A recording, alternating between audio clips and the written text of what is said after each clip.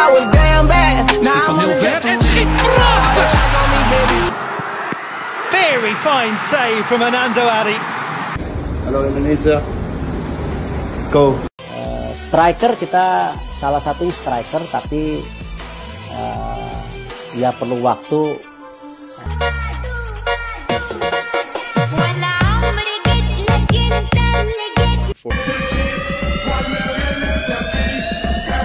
This is Indonesian Team FIFA World Cup Qualifier 2026. Sama-sama satu tim, all together all the time.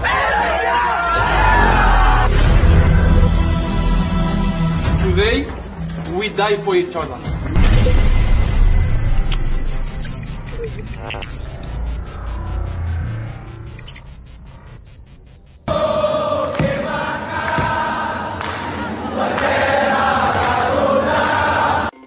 Baru-baru ini pemain Belanda keturunan Toraja, Navarone Voor, dikabarkan ingin membela timnas Indonesia. Setelah Indonesia mengalahkan Australia 1-0. Navarone Voor yang kini bermain untuk tim kasta tertinggi Liga Belanda, Vitesse Arnhem, memiliki garis keturunan Indonesia. Meski memiliki kewarganegaraan Belanda, Navarone Voor dikabarkan ingin membela Indonesia melalui jalur timnas senior.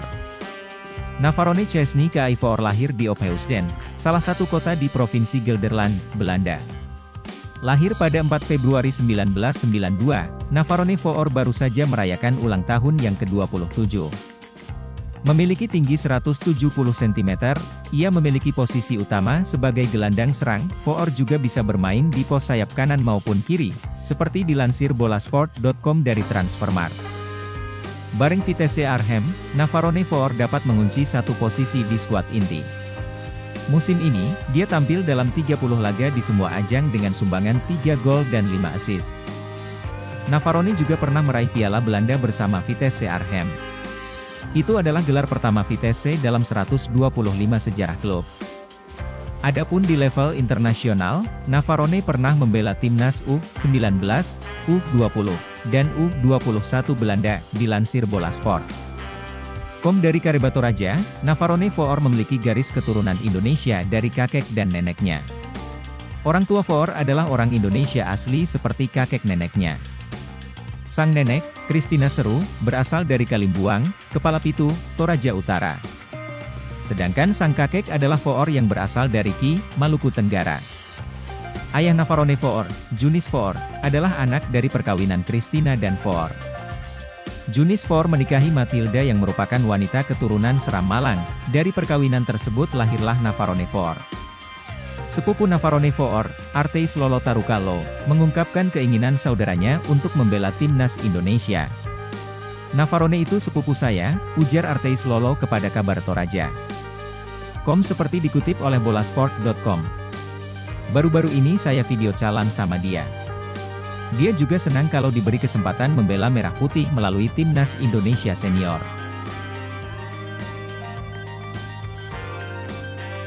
Hasil Indonesia U23 versus Australia U23, Hernando Ari tepis penalti Toure, skuad Garuda unggul 1-0.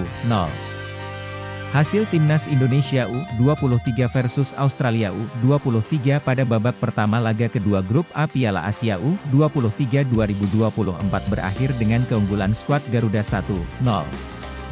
Bertanding di Stadion Abdullah bin Khalifa, Kamis, 18 April 2024, gol dicetak Komang Teguh usai memanfaatkan umpan sepak pojok.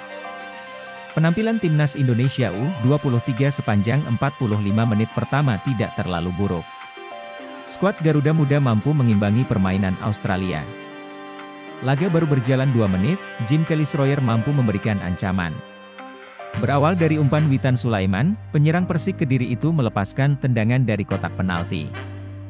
Namun tendangan Schroyer masih mampu ditepis kiper Australia. Sepanjang 20 menit pertama, tak banyak drama yang diciptakan anak asuh Shin Taeyong. Pratama Arhan dan kawan-kawan justru sibuk menghalau serangan yang dilancarkan Mohamed Toure dan kawan-kawan. Menit 23, Australia mendapatkan hadiah penalti setelah bola tendangan Toure mengenai tangan Komang Teguh di kotak terlarang. Wasit mengambil keputusan setelah menyaksikan tayangan ulang lewat video assistant referee, VAR.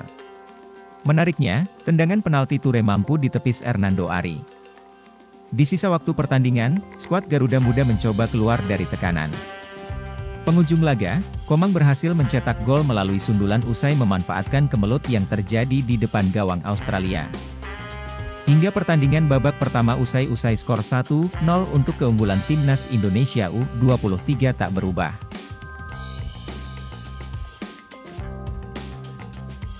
Resmi, Justin Hubner menyusul ke Qatar, perkuat Timnas Indonesia U23 jelang hadapi Australia U23 di Piala Asia U23 2024. Timnas Indonesia U23 mendapatkan kabar baik jelang laga kedua di fase grup Piala Asia U23 2024 kontra Australia, dengan konfirmasi kehadiran Justin Hubner. Sang pemain berusia 20 tahun, Hubner, akhirnya diberikan izin oleh klubnya, Cerezo Osaka. Sebelumnya, ada negosiasi yang alot antara PSSI dan Cerezo Osaka tentang Justin Hubner karena klubnya masih memerlukan di kontestasi Liga Jepang. Namun, Ketua Umum PSSI Erick Thohir memastikan bahwa Hubner sedang menuju ke Doha, Qatar, dan dijadwalkan tiba pada Kamis 18 April pagi esok waktu setempat. Alhamdulillah, di tengah tantangan yang dihadapi para pemain, terutama di laga pertama melawan tuan rumah, akhirnya Hubner bisa bergabung. Dengan hadirnya tambahan kekuatan di lini belakang, setelah Ivar Jenner pasti absen di laga kedua melawan Australia, saya optimistis tim kita akan bangkit dan kembali fit, ujar Erick Thohir dalam situs resmi PSSI, dilansir Rabu 17 April. Kehadiran Hubner tentunya menjadi tambahan kekuatan yang berarti bagi pelatih Shin Taeyong menjelang laga kontra Australia, yang akan dihelat Kamis 18 April malam esok waktu Indonesia Barat. Timnas Indonesia U23 kandas di partai pembuka kontra Qatar dengan skor 0-2, dengan dua pemain menderita kartu merah, yaitu Ivar Jenner dan Ramadan Sananta. Jenner dan Sananta pun dipastikan absen karena skorsing, dan kehadiran Hubner diharapkan dapat menambal ketiadaan dua pemain bintang tersebut. Jika melihat bagaimana para pemain kita fit selama 90 menit lebih saat melawan Qatar, meskipun bermain dengan 9 pemain, saya optimistis para pemain bisa memberikan hasil terbaiknya. Di turnamen yang ketat seperti ini, kita harus lupakan laga sebelumnya, dan kini waktunya fokus serta mati-matian untuk meraih kemenangan di laga berikutnya, tegas Erick. Soal naturalisasi Timnas Indonesia, komentar menohok Mees Hilgers terbukti bukan omong kosong. Para pemain keturunan yang dinaturalisasi Timnas Indonesia menghadirkan dampak signifikan terhadap performa skuad Garuda di pentas internasional. Level permainan Timnas Indonesia meroket berkat kehadiran deretan pemain keturunan berkualitas Eropa. Kontribusi pemain-pemain naturalisasi terlihat nyata ketika skuad Garuda melumat ke Golden Star. Naiknya level permainan Timnas Indonesia yang dibantu para pemain naturalisasi ternyata sudah diprediksi salah satu bintang dunia. Sosok yang dimaksud adalah pemain keturunan Indonesia yang tengah bermain untuk FC Twente, Mees Hilgers. Hilgers pernah mengatakan komentar menohok soal kualitas Timnas Indonesia dalam sebuah wawancara dengan salah satu media asing. Bek 22 tahun itu menyebut salah satu cara yang paling efektif mengerek performa Timnas Indonesia adalah lewat program naturalisasi. Menurut saya kalau ingin menaikkan level Timnas Indonesia, perlu pemain naturalisasi, keturunan, kata Hilgers dalam wawancaranya. Hilgers menegaskan tidak meremehkan kualitas pemain lokal Indonesia. Namun, salah satu perbedaan signifikan pemain lokal dengan keturunan adalah soal kualitas kompetisi. Bukan karena Indonesia tidak memiliki pemain bagus, tetapi cara berlatih kami di Eropa begini, dengan metode yang sulit. Jadi kami bisa menaikkan level permainan Timnas Indonesia, ujar Hilgers. Komentar Hilgers tersebut pun terbukti bukan omong kosong. Kini Timnas Indonesia perlahan menjadi kesebelasan yang disegani untuk level Asia. Kehadiran sederet pemain keturunan yang dinaturalisasi seperti Jordi Amat, Sandy Walsh, Jay Idzes, Ragnar Oratmangoen, hingga Tom Haye mampu menghadirkan sejarah bagi Timnas Indonesia. Ketua Umum PSSI, Erick Thohir, mengucap syukur atas performa gemilang Timnas Indonesia saat ini. Dia berharap skuad Garuda bisa terus konsisten bermain di level tertinggi. Alhamdulillah kita berhasil meraih 3 poin di kandang Vietnam. Mental dan ketenangan para pemain patut mendapatkan apresiasi, kata Erick. Jawaban Erick Thohir soal banyaknya pemain naturalisasi di Timnas Indonesia. Dalam beberapa tahun terakhir, Timnas Indonesia yang dilatih Shin Tae-yong membuat gebrakan-gebrakan tak populer. Kebijakan pelatih asal Korea Selatan ini dinilai mulai membuahkan hasil. Langkah pertama yang terbilang ekstrim adalah memutus satu generasi sepak bola Indonesia. Nama besar macam Andri Tani Ardiasa hingga Bayu Pradana tak lagi dilibatkan, seperti belum puas merombak wajah Timnas Indonesia menjadi lebih segar, ia melakukan cara lain. Naturalisasi pemain keturunan dijadikan cara instan menguatkan fondasi yang telah terbentuk. Pria yang juga menjabat sebagai Menteri BUMN itu menilai tak ada salahnya dengan makin banyaknya pemain keturunan di Timnas Indonesia. Menurutnya, itu merupakan langkah jitu untuk membangun kebesaran tim Garuda di pentas internasional. Asal dilakukan dengan cara yang tepat. Itu kombinasi generasi emas Timnas yang muda dan tentu para pemain diaspora yang percaya sepak bola Indonesia bangkit. Jadi boleh enggak? Boleh. Kami kombinasikan kekuatan terbaik kita, ungkapnya. Terkait hal tersebut Federasi Sepak Bola Belanda atau KNVB menanggapi banyaknya pemain asal negeri kincir angin itu yang dinaturalisasi oleh Federasi Sepak Bola Indonesia PSSI saat ini. Sekretaris Jenderal KNVB, Gids de Jong, pun menyampaikan tanggapannya terkait hal tersebut. Meski dirinya tidak mempermasalahkan proses naturalisasi yang dilakukan oleh PSSI namun de Jong berharap kalau PSSI tidak terlalu sering menaturalisasi pemain asal Belanda. Timnas Indonesia tentu bagus tapi jangan banyak-banyak, ucap Gids de Jong. Ya tentu itu hal bagus, tapi jangan banyak-banyak, sambungnya. Kombinasi pemain naturalisasi dan lokal yang dilakukan Shin Tae-yong terbukti berhasil dan perlahan Timnas Indonesia kini mulai menunjukkan kekuatannya di level Asia Tenggara dan juga Asia. Munculnya sosok pemain bernama Dean Zandbergen kembali menjadi sorotan publik Indonesia. Pemain yang digadang-gadang menjadi calon pemain naturalisasi ini berhubungan via video call bersama Hamdan Hamedan.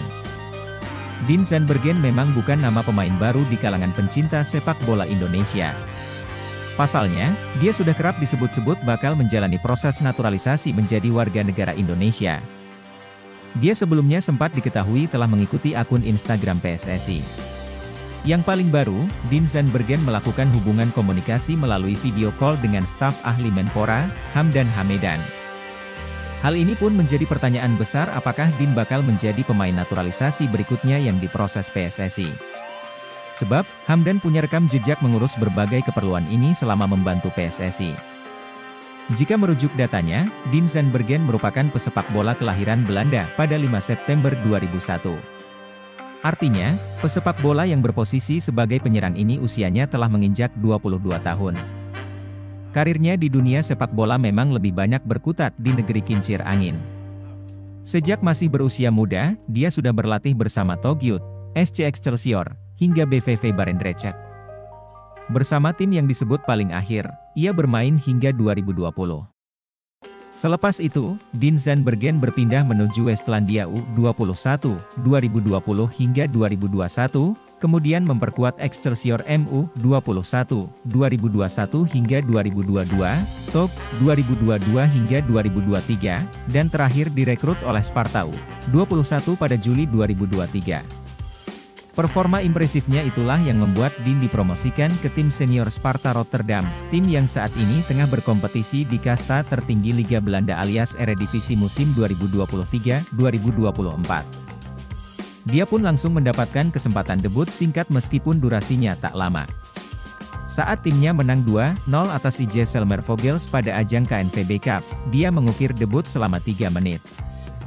Pada pertandingan ini, dia baru bermain pada menit ke-90, tepatnya saat tim pelatih menarik keluar Charles Andreas Beriem, sang pencetak gol kedua Sparta Rotterdam pada pertandingan tersebut. Baru pada laga kedua melawan ADO Den Haag, dia mendapatkan kesempatan bermain selama 14 menit. Meskipun demikian, sejauh ini belum diketahui secara pasti dari mana garis keturunan Indonesia diperoleh pemain berusia 22 tahun tersebut.